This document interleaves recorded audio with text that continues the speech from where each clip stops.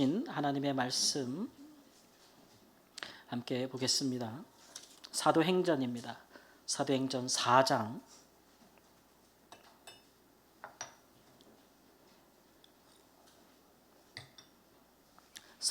5절로 22절 말씀까지 함께 교독하겠습니다. 사도행전 4장 5절 말씀부터입니다. 이튿날 관리들과 장로들과 서기관들이 예루살렘에 모였는데 대제사장 안나스와 가야바와 요한과 알렉산더와 및 대제사장의 문중이 다 참여하여 사도들을 가운데 세우고 묻되 너희가 무슨 권세와 누구의 이름으로 이 일을 행하였느냐. 이에 베드로가 성령이 충만하여 이르되 백성의 관리들아 장로들아 만일 병자에게 행한 착한 일에 대하여 이 사람이 어떻게 구원을 받았느냐고 오늘 우리에게 질문한다면 너희와 모든 이스라엘 백성들은 알라. 너희가 십자가에 못 박고 하나님이 죽은 자 가운데서 살리신 나사렛 예수 그리스도의 이름으로 이 사람이 건강하게 되어 너희 앞에 섰느니라. 이 예수는 너희 건축자들의 버린 돌로서 집 모퉁이의 머릿돌이 되었느니라. 다른 이로서는 구원을 받을 수 없나니 천하 사람 중에 구원을 받을 만한 다른 이름을 우리에게 주신 일이 없음이라 하였더라. 그들이 베드로와 요한이 담대하게 말함을 보고 그들을 본래 학문 없는 범인으로 알았다가 이상히 여기며 또 전에 예수와 함께 있던 줄도 알고 또 병 나은 사람이 그들과 함께 있는 것을 보고 비난할 말이 없는지라. 명하여 공회에서 나가라 하고 또 서로 의논하여 이르되 이 사람들을 어떻게 할까. 그들로 말미암아 유명한 표적 나타난 것이 예루살렘에 사는 모든 사람에게 알려졌으니 우리도 부인할 수 없는지라. 이것이 민간에 더 퍼지지 못하게 그들을 위협하여 이후에는 이 이름으로 아무에게도 말하지 말게 하자 하고 그들을 불러 경고하여 도무지 예수의 이름으로 말하지도 말고 가르치지도 말라 하니 베드로와 요한이 대답하여 이르되 하나님 앞에서 너희의 말을 듣는 것이 하나님의 말씀을 듣는 것보다 옳은가 판단하라. 우리는 보고 들은 것을 말하지 아니할 수 없다 하니 관리들이 백성들 때문에 그들을 어떻게 처벌할지 방법을 찾지 못하고 다시 위협하여 놓아 주었으니 이는 모든 사람이 그 된 일을 보고 하나님께 영광을 돌림이라. 이 표적으로 병 나은 사람은 40여세나 되었더라. 아멘. 유명한 기독교 사상가 C.S. 루이스라고 하는 분이 있습니다. 이분이 이런 말을 했어요. 사람이 무엇을 얼마나 진실히 믿고 있는지는 그 사람이 생사의 문제가 될 때야 비로소 드러난다. 생사가 걸린 문제에 직면할 때야 그 사람이 정말 무엇을 믿고 있는지가 드러난다라는 말이겠죠. 지난 주간에 우리 모두를 숙연하게 하고 또 자신을 돌아볼 만한 사건이 하나 있었습니다. 바로 한 해양 경찰관이 갯벌에 고립된 사람을 구하기 위하여 홀로 들어가서 자신의 구명조끼를 벗어주고 그 사람은 구하고 자신은 순직하였던 사건이 있었죠. 영상을 찾아봤더니 갯벌에 고립된 자에게 자기의 구명조끼 하나밖에 없는 것을 이 경찰관이 내어줄 때 주저함이 없더라고요. 그런 걸 보면서 참 그 순간에 그 사람이 그렇게 하실 수 있었던 것은 순간적인 결심은 아니었던 것 같고 그분이 평상시에 어떠한 신념 또 자기가 하고 있는 일에 대한 어떠한 마음으로 봉사하였는지 그 일을 하였는지를 정말 보여주는 그런 사례라고 할 수가 있겠습니다. 요즘처럼 사람들이 조금이라도 자기에게 이익이 되지 않을 것 같으면 득달같이 달려들어서 서로 싸우고 미워하고 혐오하고 생각이 다르다는 이유만으로 심지어는 서로 해하려고까지 하는 일들이 우리 사회뿐만 아니라 전 세계적으로 좀 팽배하다는 우려가 너무 많지 않습니까? 이럴 때 이런 분들의 이런 신념과 그들의 주저함이 없는 사명감을 실천하는 모습이 우리에게 경종을 울리고 또 귀감이 되고 앞으로 우리 사회가 우리가 좀 어떻게 살아야 되겠는가라는 하나의 좀 이정표를 보여주는 것이라 그렇게 생각이 됩니다. 우리도 살다 보면은 이런 순간들은 예고 없이 옵니다. 우리도 언제든지 생사의 갈림길에 설 수 있죠. 그리고 그것들은 우리가 선택할 수 있는 문제가 아닙니다. 그러한 순간이 왔을 때 하나님의 사람, 특히 우리와 같은 그리스도인들은 그런 순간에 우리의 믿음이 드러나죠. 우리 그리스도인들은 특별히 부활 신앙을 가지고 살아가는 사람들 아닙니까? 부활 신앙이라 함은 죽음을 두려워하지 않는다는 것이죠. 죽어도 살겠고 살아서 믿는 사람은 영원히 죽지 아니하리라 라는 믿음을 가지고 있는 사람들이기 때문에 우리도 어떻게 보면은 세상의 그 어떤 신념과 가치를 가진 사람보다 훨씬 더 큰 일들, 많은 일들, 선한 일들, 사람들에게 뭔가를 보여줄 수 있는, 나타낼 수 있는, 방향을 제시할 수 있는 일들을 우리 그리스도인들이 사실 많이 행할 수가 있습니다. 오늘 성경 말씀에 보면 우리 그리스도인들이 행하는 이런 일들을 가리켜서 표적이라고 했습니다. 다른 성경에는 뭐 이적이다, 기사다라는 표현으로 쓰이기도 했는데요. 좀 차이가 있어요.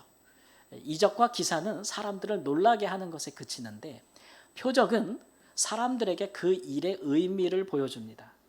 그래서 어떤 분들은 쉽게 설명하기 위해서 표적이라는 말에는 화살표가 있다는 거예요. 그런 일들이 일어나는 사건을 딱 보면 화살표를 보고 어디를 보게 된다는 거죠. 어디를 보게 되느냐? 그러면 바로 하나님을 보게 되는 거죠. 예수 그리스도를 보게 되는 겁니다. 평상시에는 많은 사람들이 하나님이 어디 있어? 예수님이 어디 있어? 그런 마음으로 각자의 신념을 갖고 살아가는데 그리스도인들이 살아가면서 이렇듯 표적을 행하고 표적이 나타나게 되면 오늘 말씀에 있는 것처럼 믿지 아니하는 사람이나 부인하는 사람들도 다 인정할 수밖에 없는, 하나님을 인정하고 예수 그리스도를 인정할 수밖에 없는 일들이 발생한다는 거예요. 그것이 바로 뭐라고요? 표적이라는 거죠. 그러니까 우리 그리스도인들은 이렇듯 우리가 살아가고 있는 시대에 이런 표적을 행하는 사람으로 하나님께 부름을 받은 사람들이다.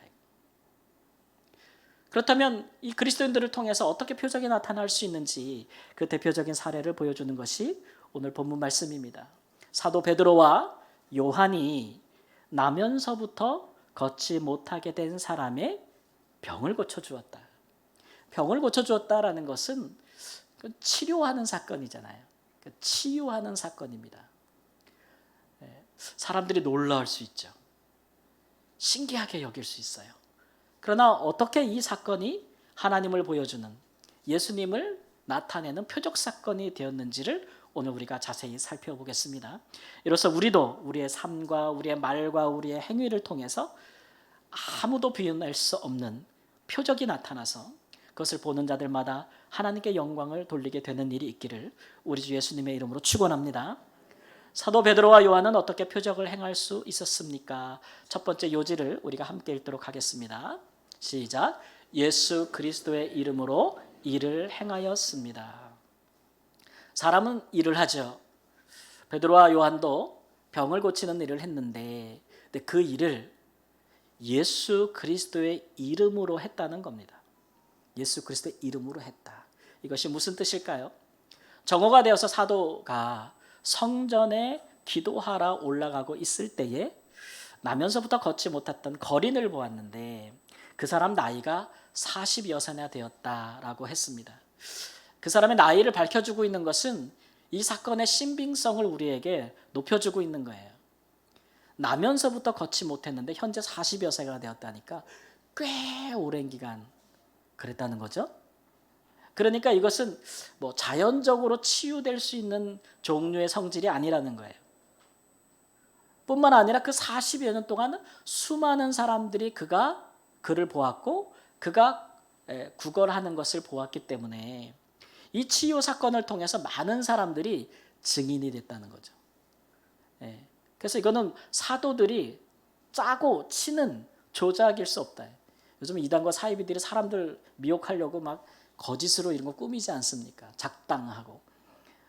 그런 것이 아니라는 것에 대한 신빙성을 높여주는 말이고, 또 하나는 이 사람이 40여세나 됐으니까 완전한 성인이잖아요. 특히 이스라엘 유대 문화에서는 30세 이상 정도 되면 공무에도 나갈 수 있는 나이였는데 40여세가 됐으니까 이 사람이 내가 나면서부터 못 걸었는데 지금 나았다라고 하는 그 사람의 증언에 신빙성이 있다는 거예요. 이것을 성경이 밝혀주고 있는 것이죠. 이 두 가지 사실 때문에 이 사람이 걷게 된 것이 굉장히 큰 센세이션을 일으켰습니다. 이 사람이 나면서부터 못 걸었는데 걷고 뛰게 된 것도 크고 놀라운 일인데 사람들이 사실 더 귀하게 여긴 게 있었어요. 그래서 베드로와 요한을 붙잡아 놓고 물어봅니다. 어떻게 이런 일을 행할 수 있느냐? 사도들의 대답을 보면 사람들이 왜 이렇게 궁금해했는지를 알 수가 있어요. 12절 말씀 함께 읽겠습니다. 이스라엘 사람들아, 이 일을 왜 놀랍게 여기느냐? 우리 개인의 권능과 경건으로 이 사람을 걷게 한 것처럼 왜 우리를 주목하느냐? 사도들이 대답하기를 이거 우리가 한 거 아니다라는 얘기죠. 그러면 누가 한 것입니까? 누가 한 것? 그것도 역시 사도들의 말을 들어보면 알아요. 6절 말씀 읽겠습니다. 은과 금은 내게 없거니와 내게 있는 것을 내게 주노니 나사렛 예수 그리스도의 이름으로 일어나 걸으라. 예수 그리스도가 했다는 거예요. 근데 이게 사람들에게는 굉장히 충격적인 거예요. 병든 사람이 난 것보다 더. 왜 그러냐 그러면 예수는 죽었잖아요. 누가 죽였습니까? 보기에는 로마의 군인들이 죽였죠. 그러나 그를 죽음으로 로마인들의 손에 넘겨준 것, 이방인의 손에 넘겨준 것은 이스라엘 백성들이었습니다. 베드로 사도가 설교할 때 보면 너희가 죽인 예수를 이랬어요. 하나님이 살리셨다. 이 백성들은 죽은 사람이 어떻게 나면서 병부터 걷지 못한 자의 병자를 다시 일으켜 세울 수 있느냐는 거죠. 그러니까 사도들이 예수님의 이름으로 고쳤다고 말한 것은 다분히 의도가 있는 거예요. 어떤 의도가 있었을까요? 첫 번째는 이겁니다. 너희가 예수를 죽였지만 예수님은 지금 살아 계시다. 이거죠. 그걸 알려주는 겁니다. 누가 믿겠어요? 그 말을. 우리가 분명히 죽였는데, 죽는 것을 보았는데, 장사된 것도 보았는데 그가 지금 살아 계시다는 말을 믿지 못하니 나면서 안진뱅이 된 자를 살림으로써 그것을 말하는 것입니다. 뿐만 아니라 예수의 이름으로 행하였다는 것은 이 일이 예수님의 권세로 말미암았다고 이야기해 주는 거예요. 우리에게는 그럴 힘이 없다는 거죠. 이 대제사장들과 장로들과 귀족들이 묻기를 너희는 무슨 권세와 이름으로 이 일을 행하였느냐 하는 거예요. 누구누구의 이름으로 했느냐, 누구 이름으로 한 건데 이게 그 권세를 물어보는 겁니다. 누가 허락했는데, 누가 이 일을 하라고 했는데 라고 물어보는 것인데 사도들은 뭐라고 대답하는 거예요? 다시 살아나신, 지금도 살아계신 너희가 죽였던 그 예수 그리스도의 권세로서, 그분의 허락하심으로써 우리가 이 일을 했다.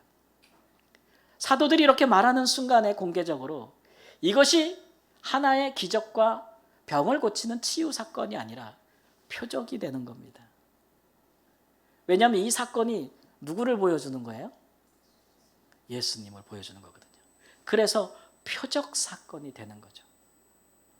심지어 이 일들이 어디서 일어났느냐 그러면 공회라는 곳에서 일어났어요. 이 공회는 법정을 이야기하는 것이고 산헤드린 공회라고 우리가 이야기하는데 당시 로마의 지배를 받던 이스라엘, 유대의 최고 자치 권력기구입니다. 여기서 모든 사법, 행정, 모든 것을 결정할 수 있었는데 딱 한 가지만 빼고요. 자치권이 있으니까 사람을 죽이는 것만 빼고 모든 처벌과 징계를 다 할 수 있었어요. 여기서 그들이 예수의 사형을 결정했죠. 그를 행할 법적 권한이 없었기 때문에 이제 빌라도 총독에게 가서 죽여달라고 했던 것입니다. 그렇게 예수님은 죽었죠. 예수님을 죽게 만든 그 법정, 그 공회 앞에서 사도들은 당당하게 예수님은 살았고 그의 권세로 말미암아 우리가 이런 일을 한다라고 말씀하고 있는 거죠. 이것을 통해서 우리가 생각하는 것은 표적이라는 것은 우리가 예수 그리스도의 이름으로 행할 때 나타날 수 있는 일이라는 거죠. 살아계신 예수님이 직접 하시는 일이라는 거예요. 우리를 통해서. 그것을 하려면 예수 그리스도의 이름을 부르는 자들이 굳게 믿고 있어야 돼요. 뭐를 믿고 있어야 돼요? 예수님께서는 죽었다 살았다. 살아계시다. 여러분 믿고 계세요? 우리가 눈에 볼 수 없지만 지금은 우리와 함께 계시지 아니하지만 우리를 위하여 십자가에 돌아가신 예수께서 부활 승천하셔서 하나님의 우편에 계시면서 살아 계시면서 그가 그의 권세로 우리를 통하여 일하신다는 것을 여러분 굳게 믿고 계십니까? 그게 우리의 믿음입니다. 그 믿음은 우리에게 당연히 믿음에 합당한 행동을 불러옵니다. 이거는 뗄래야 뗄 수 없는 불가분의 관계예요. 야고보서 2장 22절 말씀에 이런 말씀이 있습니다. 내가 보거니와 믿음이 그의 행함과 함께 일하고 행함으로 믿음이 온전하게 되었느니라. 믿음과 행함이 서로 나눌 수 있어요? 없어요? 없어요. 이건 같이 선순환 구조예요. 믿음이 있으면 당연히 행할 수밖에 없고 믿음이 좀 부족해도 사람이 행하면 믿음이 온전해진다는 거예요. 믿음이 성숙해져 간다는 거예요. 이런 구조를 갖고 있거든요. 여러분 감옥 신앙생활하다 이런 생각 들죠. 내가 내 믿음이 도대체 얼마만 할까? 얼마만 하는 믿음을 내가 가지고 있을까? 라고 궁금하시다면 그 믿음은 눈으로 볼 수 없잖아요. 뭘 보시면 될까요? 내가 그 믿음으로 행하는 행함을 보면 됩니다. 내가 무엇을 행하고 있는가? 확연히 다르죠. 우리 표적 사건 다시 한번 상기해 보면 사도들이 기도하러 올라갈 때에 걷지 못하는 구걸하는 사람을 만났습니다. 보통 사람들이 그러하듯이 사도들이 해줄 수 있는 것들이 있을 거 아니에요. 뭘 해줄 수 있겠어요? 구걸하는 사람에게 어느 정도의 필요한 돈을 선뜻 줄 수 있겠죠. 기부할 수도 있겠고 더 마음이 있다면 은화를 줄 수도 있겠고 어떤 사람은 또 많이 기부도 하니까 금 같은 것을 줄 수도 있겠죠. 그렇죠? 그거는 우리가 다 할 수 있는 일들이에요. 근데 우리가 예수님의 이름으로 할 때는 달라요. 내 이름으로 할 수 있는 거, 내 권세로 할 수 있는, 내 능력을 할 수 있는 거하고 예수님의 이름으로, 예수님의 권세로 할 수 있는 일이 같겠어요? 예수님의 권세를 동원할 때는 예수님만이 할 수 있는 일을 해야죠. 그 사도들은 돈도 주지 않았고 음도 주지 않았고 금도 주지 않았습니다. 그것은 우리에게 없다 그랬어요. 진짜 없었나 봐요.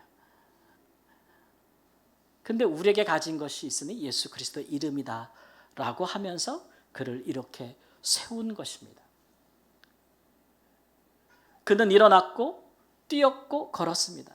그리고 하나님을 찬송했고 이것이 많은 사람들을 놀라게 하다가 결국은 예수님을 보게 하는 표적 사건이 되었다는 거예요. 근데 그 일을 누구도 부인할 수 없게 됐다는 거예요. 누구도 부인할 수 없게 됐다. 예수님의 이름으로 하는 일들은 우리가 예수님의 이름으로 하는 권세로 하는 일들은 이런 표적이 되는 것입니다. 우리의 믿음이 거기까지 나아가야죠. 예. 그래야 우리의 삶에도 하나님의 표적이 나타나지 않겠습니까? 제가 이제 아프리카에서 선교를 할 때 여러 한국에서 또는 다른 나라에서 여러분들의 후원과 아낌없는 지원을 받았습니다. 저는 교회로부터도 사역에 관한 후원을 받았고 어떨 때는 우리 한국의 대기업에서도 받았고 또 개인 기부를 하기를 원하는 개인에게서도 받았고 또 여러 TV에 나오는 여러 NGO들로부터 저는 후원도 다 받았어요. 다 받아서 일을 했는데 여러분들이 보내준 여러 단체에서 보내준 후원금 중에 일하기 제일 어려운 후원이 뭐냐 그러면 교회 후원이더라고요. 교회 후원.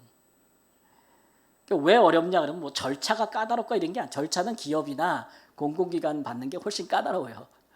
예, 행정이나 이런 것들이 훨씬 까다로운데 근데 기업과 단체, 정부, 해외 대사관 이런 데서 받는 것들은 항상 후원이 오면 좋은 점이 넉넉하게 와요.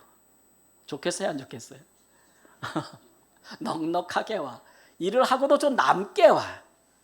근데 교회 후원은 항상 부족하게 와.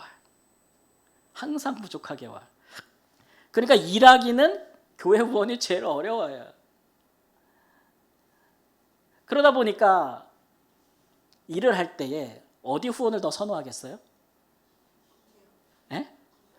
기업 후원 진짜 좋죠. 걔네들은 돈이 많아. 일하는 나도 다 생각해줘. 들어가는 경비도 다 지원해주고. 예. 그러니까 자꾸 그런 마음이 생기다 보고, 또 그런 막대한 후원들은 병원을 짓고 학교를 짓고 막 짓는데 아주 좋죠. 근데 교회 후원은 항상 부족해서 항상 어려움 중에 내 헌금이 들어가야 돼. 예. 그래서 그게 어려워요. 그러다 보니까 자꾸 마음이 한쪽으로 쏠릴 수 있는 거예요. 그래서 정부, 기업, NGO 이런 거 후원 받자.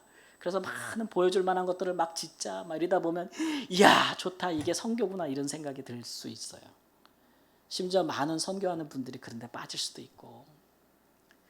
근데 처음은 그랬는데 선교를 하다 보니까 그렇지 않더라고요. 돈이 많고 돈이 넉넉해서 돈으로 하는 일들은 참 돈을 많이 의지하게 되더라고요. 근데 후원이 적은 일들은 뭐 해야 될까요? 하나님께 기도할 수밖에 없어요. 받은 것은 하나인데 일은 10개를 해야 되니까 하나님께 기도할 수밖에 없어요. 기도하다 보니까 교회의 후원을 받는 일들은 하나를 받았는데 이루어지는 일은 10개가 되더라고요. 근데 많은 돈을 받는 후원금은 10개를 받으면 한 5, 6개 정도 일을 할 수 있어요. 놀랍더라고요. 또 하나의 차이점은 뭐냐 하면 기도하고 교회 후원을 받아서 하는 일들은 하고 나면 사람들이 주님께 돌아와요.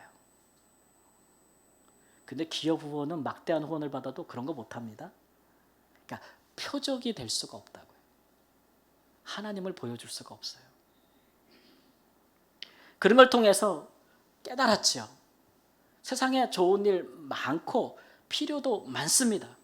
우리가 해야 될 일들이, 선한 일들이 참 많아요. 할 수만 있으면 기회를 만들어서도 해야죠. 근데 우리는 그리스도인들 아닙니까? 그냥 하는 일보다도 다른 선한 마음과 양심을 가진 사람들이 할 수 없는 일을 우리는 해야 돼요. 그게 바로 뭐냐? 그러면 그게 표적이에요. 예수님의 이름으로 하는 일이요. 예수님의 권세로 하는 일. 그래야 사람들이 예수님을 보고 하나님을 봅니다. 그래야 그 사람들이 구원을 받지 않습니까? 하나님의 백성이 되는 일이 있지 않습니까? 우리가 많은 일을 해야 돼요. 똑같은 일도 여러분, 오늘 말씀에도 보지만 똑같이 병 고치는 일도 예수 그리스도의 이름으로 하면 그것이 표적이 되는 줄을 믿습니다. 우리가 하는 일, 많은 일들을 생각하시고, 우리는 예수님의 사람이니까 예수님이 할 수 있는 일을 하세요. 나도 하고 남도 하는 일을 꿈꾸지 마시고 예수님의 이름으로, 예수님의 권세로 할 수 있는 일들을 생각하시고 기도하시면서 나가십시오. 그 일이 표적이 되어서 우리도 살고 남도 살고 하나님께 영광이 되는 놀라운 일들이 있기를, 누구도 부인할 수 없는 표적이 우리의 삶에 나타나기를 우리 주 예수님의 이름으로 축원합니다. 사도 베드로와 요한은 어떻게 표적을 행할 수 있었습니까? 두 번째 요지를 함께 읽겠습니다. 하나님 앞에서 무엇이 옳은가를 판단하였기 때문입니다. 하나님 앞에서 무엇이 옳은가를 생각하면서 했다는 거예요. 공회에 있는 사람들은 예수님의 이름으로 하는 일들이 민간에 퍼지지 못하게 경고했습니다. 그리고 예수의 이름으로 말하지도 말고 가르치지도 말라고 사도들을 위협했어요. 이것은 단순한 그냥 겁주기용이 아니에요. 왜냐하면 실제로 공회에 있던 대제사장들, 장로들, 관리들, 서기관들, 귀족들은 실제로 예수를 죽였던 사람들이 아닙니까? 예수를 죽였는데 그 제자들을 못 죽이겠어요? 더군다나 예수님과 비교해 볼 때 그 제자들은요, 그들이 볼 때 정말 보잘것없는 사람들이에요. 오늘 본문 말씀에도 뭐냐면 그들을 가리켜서 본래 학문이 없는 범인으로 알았다, 이렇게 얘기하죠. 학문이 없다는 얘기는 그 사람들의 교육적인 수준이 굉장히 낮다는 거예요, 제자들이. 그러니까 소위 요즘 우리가 흔히 하는 말로 뭐가 짧아요? 가방끈이 짧다는 거예요. 그러니까 얘네들하고는 말 섞을 필요가 없다는 거죠. 또 하나는 범인으로 알았다는 얘기는 이 사람들이 사회적인 평가에 사회적인 지위와 신분이 매우 저계층, 하위 계층이다라고 하는 평가절하의 말이죠. 비하하는 말입니다.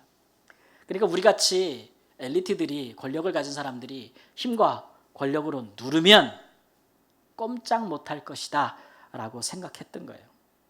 여러분 실제로 이 사람들이 예수님 잡아가지고 처형시키고 할 때 하룻밤 사이에 1박 2일 안에 다 일어났는데 그때 제자들은 어디 있었습니까? 베드로는 어디 있었습니까?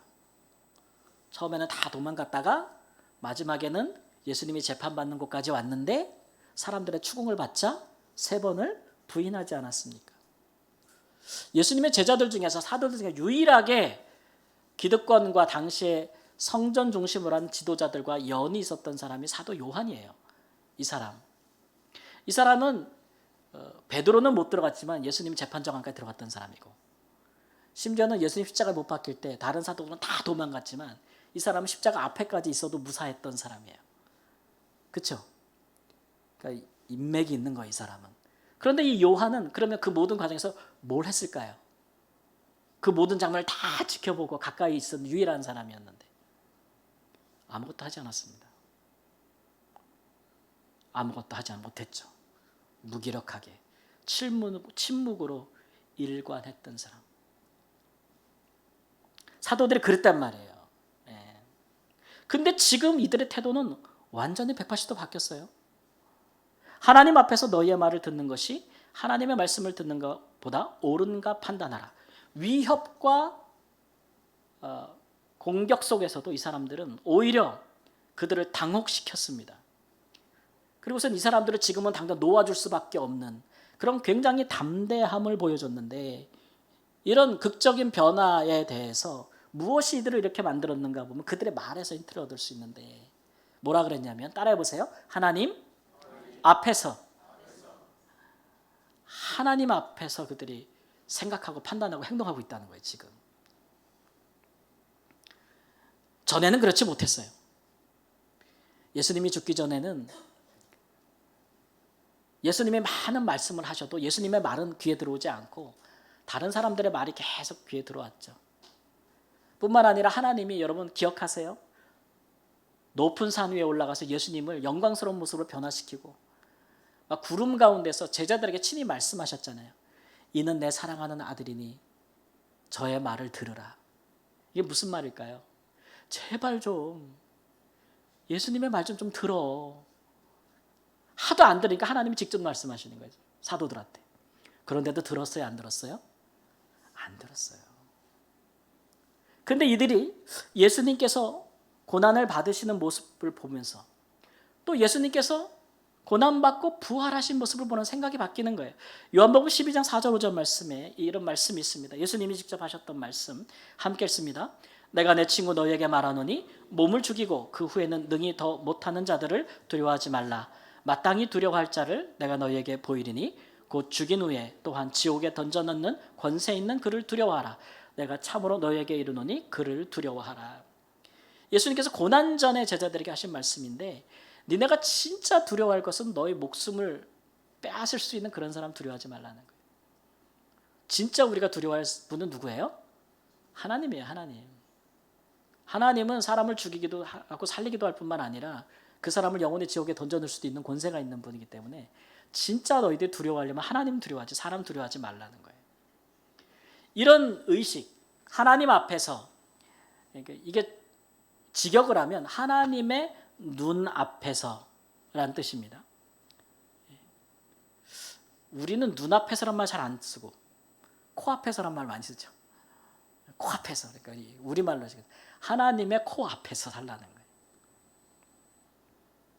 하나님 앞에서 누구 말을 듣는 것이 옳은가? 듣다는 말은 그냥 듣는다는 게 아니고 누구의 말을 행하는 것이 옳은가라는 뜻이죠. 여러분 생각해 보십시오. 잘 판단해 보십시오. 우리에게 하나님보다 더 높은 분이 있습니까?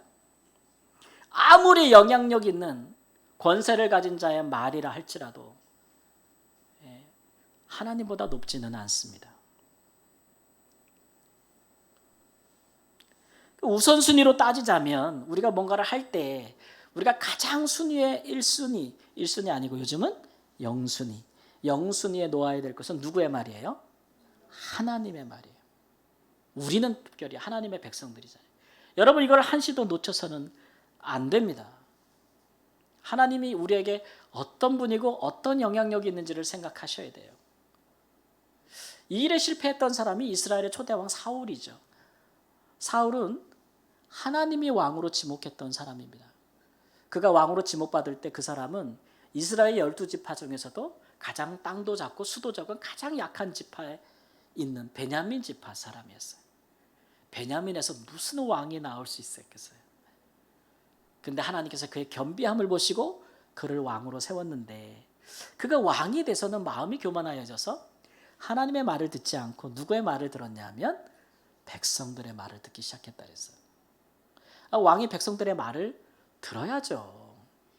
그러나 백성들이 항상 옳은 것을 그들의 왕에게 요구한 것은 아니었어요. 백성들의 말이 중요해도 하나님의 말씀과 충돌할 때는 하나님의 말씀을 따라 해야 되는 것이 왕의 직무, 특별히 이스라엘 신정국가의 왕의 도리였는데 이것을 저버렸잖아요. 하나님의 말씀을 그렇게 저버릴 때에 하나님은 어떻게 느꼈냐면 나를 저버렸다고 느꼈어요. 나를 저버렸다. 여러분, 사울 왕을 왕으로 세우신 분이 누굽니까? 백성입니까? 하나님입니까? 하나님이십니다. 그러면 왕에서 끌어내릴 수 있는 사람은 누굽니까? 분은 하나님입니다. 하나님. 하나님은 사람을 왕으로 세우기도 하고 내리기도 한다는 것을 다윗을 통해 보여주지 않았습니까? 그러니까 사울이 진정으로 두려워하고 청종해야 될 대상은 백성보다 하나님이었는데 그걸 놓친 거예요. 여러분, 우리의 삶에도 그거 놓치면 많은 문제가 발생합니다. 우리의 마음이 하나님을 떠나게 되는 것이 그 첫 번째요. 우리의 삶의 많은 문제를 우리가 통제할 수 없는 것이 그 두 번째요. 우리가 어려움을 당하도 하나님이 우리와 함께 하지 않는 것이 세 번째가 될 수가 있어요. 그러니까 우리는 하나님 앞에서 판단하셔야 됩니다. 아무리 잘 될지라도, 아무리 안 돼도 모든 상황에 우리는 하나님 앞에서 판단하는 사람이야. 그래서 이 말을 하나님 앞에서 6자니까 우리 믿음의 성도들이 잘 금방금방 입에 담기 쉽게 우리 믿음의 선조들이 라틴어로 딱 4자로 줄여놨죠. 많이 들어보셨을 것 같아요. 뭐라 그럴까요? 코람데오라. 코람데오. 하나님 앞에서 판단한다. 하나님 앞에서 행동한다. 하나님이 언제나 영순이다. 내가 진짜 두려워할 분은 하나님이시다. 그러면 하나님의 권세가 우리와 함께 하신다는 거예요. 하나님이 우리와 함께 하시고 그 누구도 부인할 수 없는 모든 사람이 다 알게 되는 표적을 나타나게 하신다. 여러분, 이 말씀이 우리에게 큰 결단과 결심의 은혜의 말씀이 되기를 원합니다. 사랑하는 성도 여러분, 이 시대에도 표적이 나타나야 하고 그것은 그리스도인들만 행할 수 있는 일입니다. 누구도 부인할 수 없는, 모든 사람이 할 수밖에 없는 하나님, 우리 주 예수 그리스도가 드러나야 하는 유일한 방법, 우리가 일을 하되 예수 그리스도의 이름으로 예수님의 권세로 할 수 있는 일들을 하는 것이고 하나님 앞에서 무엇이 옳은가를 판단하고 행동하는 것입니다. 이로써 모든 사람이 우리를 통해서 하나님의 영광을 볼 수 있기를, 하나님께 영광을 돌릴 수 있기를 우리 주 예수님의 이름으로 축원합니다. 아멘. 우리 함께 합심해서 기도하도록 하겠습니다. 오늘 주신 말씀을 따라서 하나님, 우리도 우리의 삶 자체가, 우리의 일 자체가, 우리가 땅에 사는 모든 일들이 표적이 되기를 원합니다. 예수의 이름으로, 예수님의 권세로 하나님 앞에서 행하는 모든 일들을 통해 주님 영광 받아주시고 우리를 통하여 일하시옵소서. 우리 함께 합심하여 잠시 기도하겠습니다. 주님 붙잡고 주님 의지합니다. 주님은 사랑합니다. 아버지 주를 바랍니다. 주의 권세와 하나님 앞에서 행하는 결단할 수 있는 하나님 도와주시고 행할 때에 주여 응답하소서. 함께 하소서. 나타나소서. 주여 기적을 행하여 주소서. 그 누구도 부인할 수 없는 모든 사람들에게 알려질 수 있는 모든 권세를 굴복시키고 모든 영향력을 하나님 아버지 쇠시키고 우리가 진정으로 경외하는 아버지, 우리의 삶에 나타나서 하나님 되심을 보여주시고 우리 주 예수 그리스도의 사심을 우리에게 나타내어 주사 우리가 그를 힘어 살며 일하며 기도하며 행한다는 것을 드러내게 하여 주옵소서. 우리가 하나님의 사람임을, 우리가 주의 종이 된 것을 하나님께서 우리의 아버지이심을 알게 하여 주시고 나타나게 하여 주옵소서.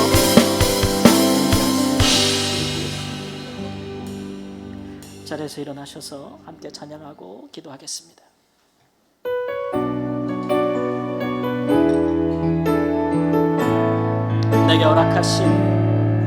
내게 허락하신 시련을 통해 나의 믿음 더욱 강하게 자라나고 험한 산과 골짜기를 지나는 동안 주께 더 가까이 나를 이끄시네.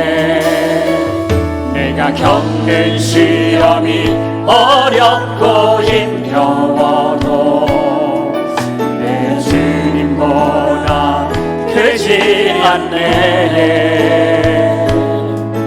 내 앞에 바다가 갈라지지 않으면 주가 나로 바다 위 걷게 하리. 나는 믿네. 주의 능력으로 내 삶 새롭게 되리. 나는 믿네. 주의 능력으로 담대히 나가리라. 주와 함께 싸워 승리하리라. 날마다 믿음으로 나 살아가리. 나는 믿네. 주의 능력으로 내 삶 새롭게 되리. 나는 믿네. 주의 능력으로 담대히 나가리라. 주와 함께 싸워 승리하리라. 날마다 믿음으로 나 살아가리. 지금은 우리에게 표적을 나타나게 하시는 예수 그리스도의 은혜와 하나님 아버지의 변함없는 영원하신 우리를 향한 그 사랑하심과 표적을 일으켜주시는 성령님의 역사교통하심이 예수님의 이름으로 모든 일을 행하여 하나님께 영광을 돌리기를 원하고 하나님 앞에서 살기를 원하는 사랑하는 주의 교회 위에 이제부터 영원토록 함께 하실지어다. 아멘.